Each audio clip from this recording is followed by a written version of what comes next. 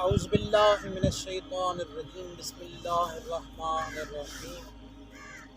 کسی نے امام حسن عسکری علیہ السلام سے پوچھا کہ مولا حقیقت زندگی کیا ہے، حقیقی معیار زندگی کیا ہے؟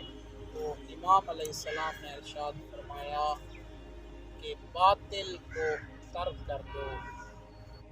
قرآنک ٹی ویز کی ویڈیوز دیکھنے کے لیے ہمارے چینل کو سبسکرائب کریں اور بیل آئیکن کو پریس کریں تاکہ ہماری ہر نئی آنے والی ویڈیو آپ تک بآسانی پہنچ سکے۔ چاہے باطل کو ترک کرنے میں اگرچہ تمہاری ظاہری زندگی سنور رہی ہو، اس کے باوجود بھی تم باطل کو ترک کر دو۔